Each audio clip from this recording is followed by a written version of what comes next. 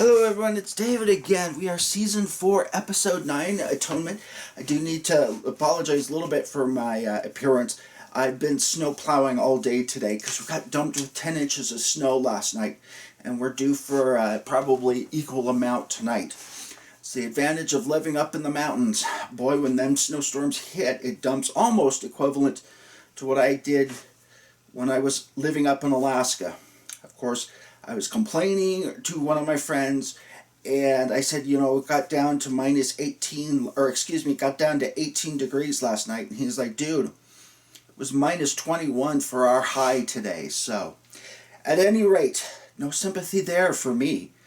Start off with Zach is getting fitted with a new uniform, and he's not reacting well to either the change in uniform or the change in status. And in fact, the seamstresses get so mad at him barking about the suit that one of them jabs him with a needle. And Lennier goes to chastise her and Minbari, and he basically says, next time, use a bigger needle. We'll start off finding out that Delenn is to undergo the dreaming, and if things don't go well, she may not be allowed to come back to Babylon 5. And, of course, as usual, she doesn't tell John the whole truth. Gee, seems to be a pattern with them Minbari, huh? At any rate, they're going to cue the entrance, and Jakar is getting fitted with a prosthetic eye. Well, he gets fitted with this prosthetic eye, however, the eye is blue, and he should have red eyes for a Narn, or at least most Narn.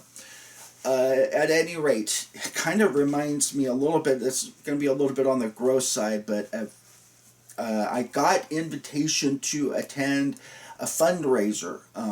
One of the gay men around Portland was attacked by a group of skinheads, and they kicked him and beat him so badly that his eye literally popped out of its socket, and they squished it deliberately.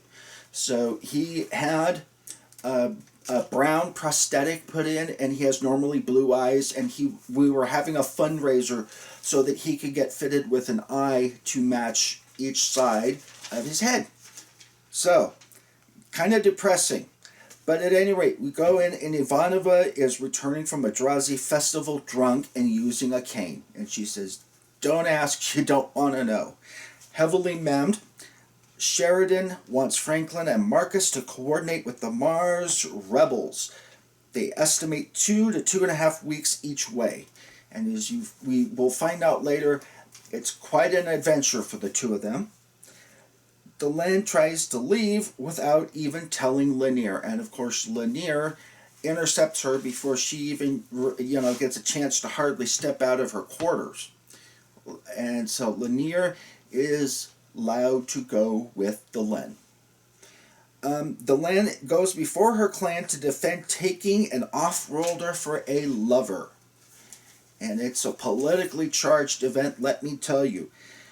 She says, if I say that I love him, is that not enough? No, you must convince us on other grounds. Well, if that's loaded, I mean, taking a lover. Why are you taking a lover? Because I love them. Well, you got to convince us on other grounds. He has a big portfolio, drives a nice car, wears a nice suit. I mean, what are you guys looking for? And as she surmises, if there's no other grounds, then you've already made your decision. Why the hell do you need to ask me? Kind of a thing. And he says, you might find that there are reasons you don't know about. So she is to go into what is called the Whisper Gallery. And they go to prepare the Whisper Gallery.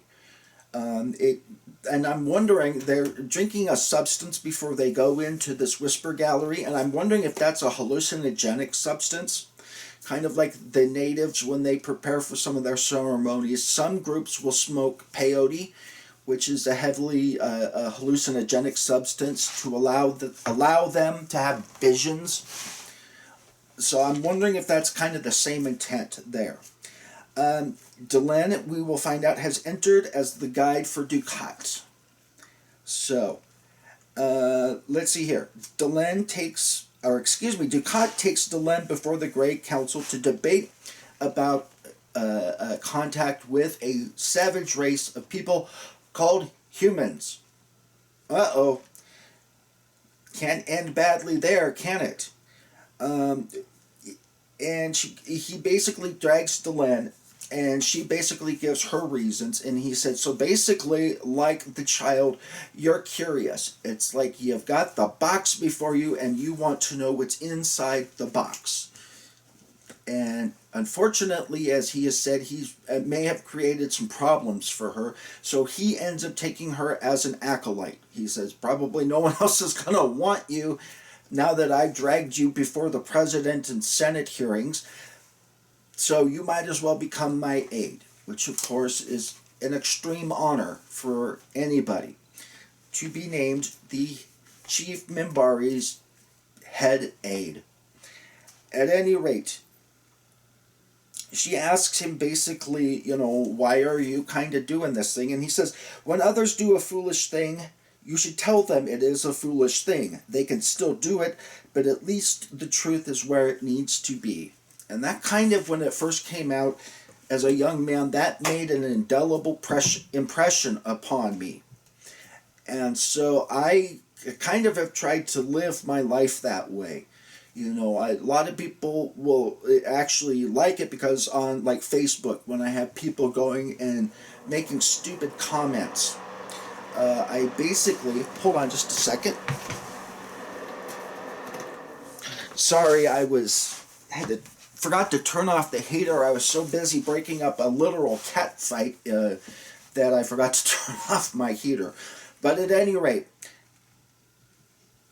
he says the truth is where it needs to be. And that's kind of what when my interactions with people, I'm saying, look, dummy, here's the actual truth of the matter.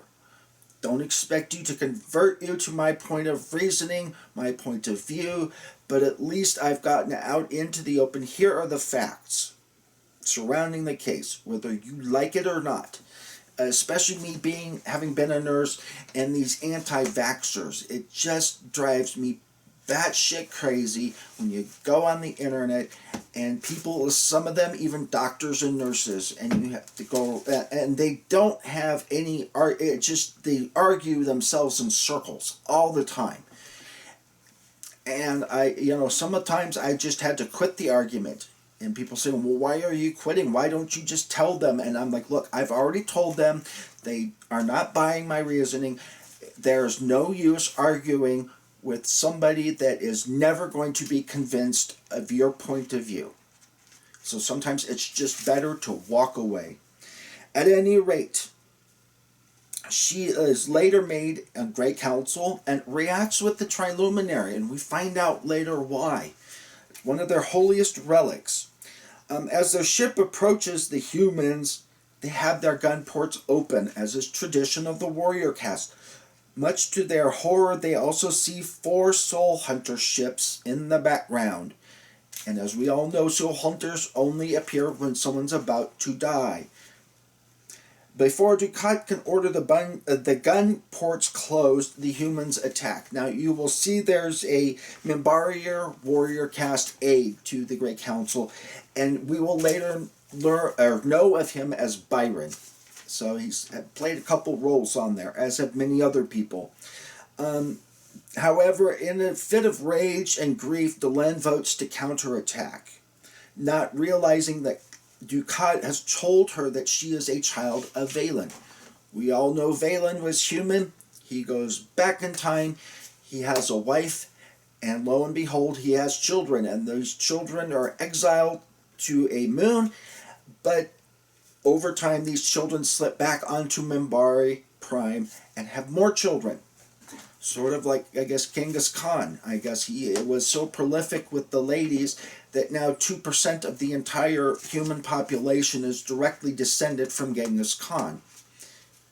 I believe it was Genghis Khan. It might have been... No, it's Genghis Khan, not Kublai Khan. At any rate, they go back in and figure out that she is, in fact, a child of Valen. Now, my biggest question in the entire Babylon 5 universe, does Sheridan ever find out that Delenn decided was cast the deciding vote to go to war?